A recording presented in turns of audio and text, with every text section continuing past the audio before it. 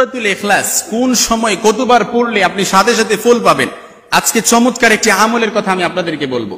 এই সূরাতুল ইখলাস পারি না এমন কেউ এখানে নাই যে বলবেন যে হুজুর সূরাতুল ইখলাস পারি না। কুল হুয়াল্লাহু আহাদ আল্লাহুস সামাদ লাম ইয়ালিদ ওয়া লাম ইউলাদ ওয়া লাম ইয়াকুল লাহু কুফুয়ান আহাদ। এই চমৎকার সূরাতে আল্লাহ তাআলা তার তাওহীদের বর্ণনা দিয়েছেন, তার পরিচয় তুলে ধরেছেন। এই 4টা আয়াতের সূরা আমরা এখানে এমন কেউ নাই পারি না, কিন্তু এই সূরাটা কত মর্যাদাপূর্ণ সূরা। এই সূরাটা কোন সময় কতবার পড়লে আপনি সাথে সাথে ফল পাবেন, অর্থাৎ আপনার যত রকমের ওয়াস্তাঈনু বিস-সাবরি ওয়াস-সালাহ, 2 রাকাত নামাজের মধ্যে দাঁড়িয়ে আপনি যদি পরিপূর্ণ ওযু করে আপনি সূরাতুল ইখলাস নামাজের মধ্যে পড়ে তারপর আপনার যত রকমের কথা আছে আপনি কিভাবে আমলটা করবেন, ওয়াস্তাঈনু বিস-সাবরি ওয়াস-সালাহ নামাজ পড়বেন, তারপর কিভাবে আমলটা করবেন, যত রকমের দুশ্চিন্তা আছে, যত রকমের পেরেশানি আছে, যত রকমের ঋণের বোঝা আছে, যত কিছুই থাকুক না কেন, আপনি যদি চমৎকার ভাবে আমলটা করতে পারেন, আমি আল্লাহর হাবিব সাল্লাল্লাহু আলাইহি সাল্লামের একটা হাদিস দিয়ে আমি যদি আপনাদেরকে বুঝাই, বুখারী মুসলিম এবং নাসাই শরীফের বর্ণনা এসেছে, আল্লাহর হাবিব সাল্লাল্লাহু আলাইহি সাল্লাম অর্থাৎ এক সাহাবী নামাজে প্রত্যেক 2 রাকাত নামাজে শুধু সূরাতুল ইখলাস পড়ে।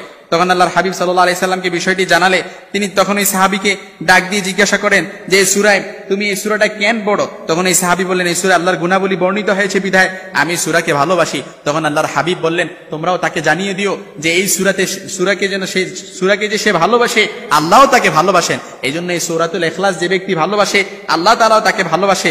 গুনাহ থেকে মুক্তি পেতে রাসূল সাল্লাল্লাহু আলাইহি সাল্লাম যে বলেছেন যে ব্যক্তি দৈনিক 200 বার সূরাতুল ইখলাস পড়বে তার 50 বছরের গুনাহ ক্ষমা করে দেওয়া হবে। আবার জান্নাত লাভের জন্য একবার এক সাহাবী আল্লাহ রাসূল সাল্লাল্লাহু আলাইহি সাল্লামের কাছে এসে বললেন হে আল্লাহর রাসূল আমি সূরা ইখলাসকে ভালোবাসি। রাসূল সাল্লাল্লাহু আলাইহি সাল্লাম তখন বললেন এই ভালোবাসাই তোমাকে জান্নাতে প্রবেশ করাবে। হাদিসটি বুখারীর বর্ণনা এসেছে। এইজন্য যে ব্যক্তি সূরা ইখলাসকে ভালোবাসবে এই সূরা ইখলাস তার জন্য জান্নাতে যাওয়ার জন্য যথেষ্ট হয়ে যাবে। এইজন্য সূরাতুল ইখলাস কিভাবে পড়বেন আমি যদি আল্লাহ রাসূল সাল্লাল্লাহু আলাইহি সাল্লামের একটি চমৎকার হাদিস দিয়ে আমি আপনাদেরকে বুঝাই। আল্লাহর হাবিব সাল্লাল্লাহু আলাইহি ওয়াসাল্লাম বলেন মুআজ ইবনে আব্দুল্লাহ রাদিয়াল্লাহু তাআলা আনহু থেকে বর্ণিত কুল হুয়াল্লাহু আহাদ ওয়াল মুআউযিযাতাইনি হিনা তুমসি ওয়া হিনা তুসবিহু 3 মাররাতিন তাকফিকা মিন কুল্লি শাইইন। যদি সকালে ও সন্ধ্যায় 3 বার কেউ সূরা ইখলাস অর্থাৎ সূরা 3 দি অর্থাৎ ইখলাস ফালাক ও নাস যে কোনো একটি সূরা পড়তে পারেন কিংবা সূরা 3টাও পড়তে পারেন, যে ব্যক্তি সকালে এবং সন্ধ্যায় 3 বার করে সূরাতুল ইখলাস কিংবা সূরাতুন নাস কিংবা সূরাতুল ফালাক পাঠ করবে তবে তোমার কাছে তোমার আর কিছুই দরকার হবে না। অর্থাৎ কারো মুখাপেক্ষি হতে হবে না, ঋণের জন্য ভুগতে হবে না, উদ্বেগ উৎকণ্ঠায় থাকতে হবে না, দুশ্চিন্তাতে থাকতে হবে না, পেরেশানিতে থাকতে হবে না, অর্থাৎ কোনো কিছুর অভাবই তার হবে না ইনশাআল্লাহ। মনের যত আশা আকাঙ্ক্ষা আছে সব কিছু আল্লাহ তাআলা কবুল করে নেবে।